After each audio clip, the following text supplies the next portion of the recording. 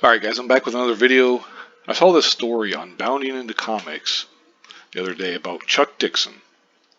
It says, prolific Batman writer Chuck Dixon explains why manga is wiping the floor with American comics.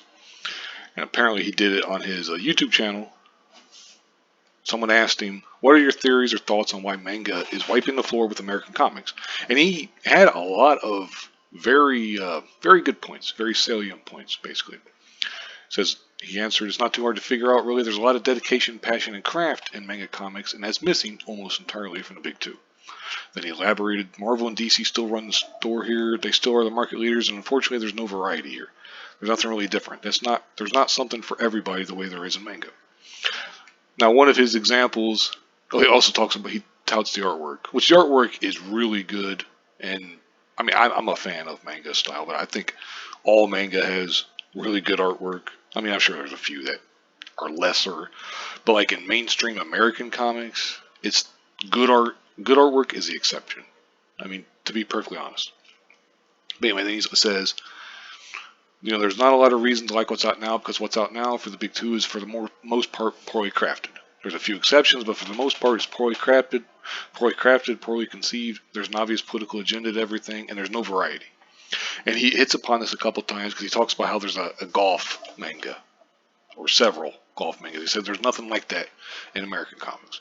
So like there's that quote, in Japanese manga there's golf comics. There's not one comic about golf, there's multiple comics about golf.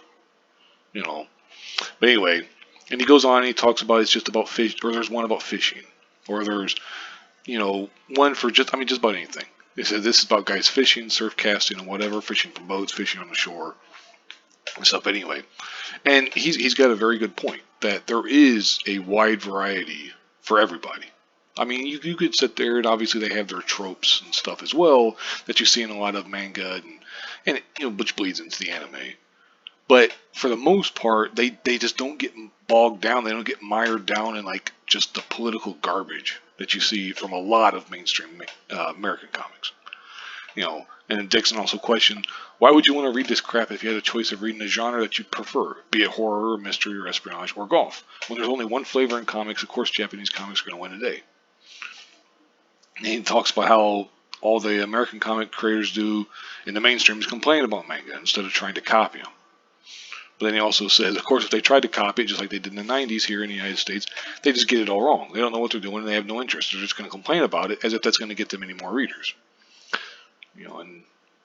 As this is a very good article, of course, because it's based on, because Chuck Dixon is telling the truth. Basically, there's too many people, and I don't want to just make this like an American thing, but there's just too many people out there, period, who just want to complain about something. They don't want to actually do something about it. They don't want to actually try to improve their own lot in life or whatever. They want to complain. They want to point the fingers.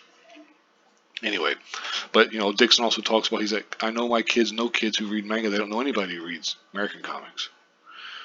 Then he just goes on, and, like I said, he talks some about the variety and all that kind of stuff. But Dixon is dead on here. There's no question that one of the reasons that manga is selling more is the artwork is generally better.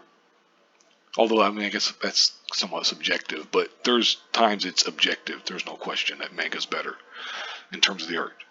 There's more variety, and they don't lecture you and try to make you feel bad and all that kind of stuff. They don't blame you for everything. But anyway, I want to move on to the second story. David Harbour, Jim Hopper from Stranger Things. He's there's a picture of him. He was doing some publicity for Black Widow. He was talking with TheGuardian.com, and there was this one quote, I want to highlight it right here. Like, I don't know that there's anyone who could disagree with socialist ideology, which is just insane. And it's like, dude, you don't even know what socialism is if you think that. But he says, if you work at Starbucks and you make the coffee, then you should own it. You're the one making the coffee. Which, that makes zero sense. What the hell are you talking about? I mean, that's ridiculous. He plays Red Guardian in the Black Widow movie, by the way. Then he says, but the fact is that the implementation of these things has led to some of the deepest fascism in our society. So people assume that communism means fascism to a certain degree. That's a terrible thing.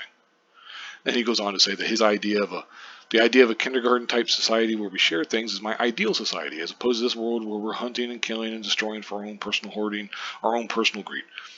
Okay, we can kind of almost set that to the side because ideally you don't want anybody killing, you don't want anybody destroying things and stuff. Of course, nobody wants that. But his talking about, I don't know that there's anyone who could disagree with socialist ideology.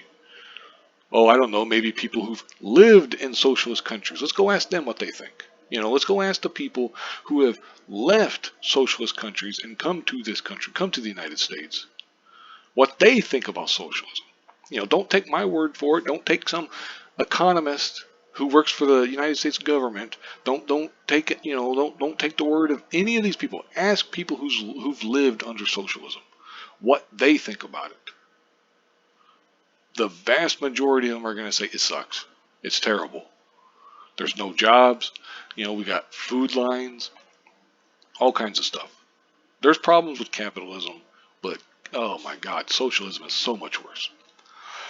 Anyway, I just thought that was kind of funny that he would say that. Of course, another Hollywood, actors out of touch with the real world, But anyway, whatever.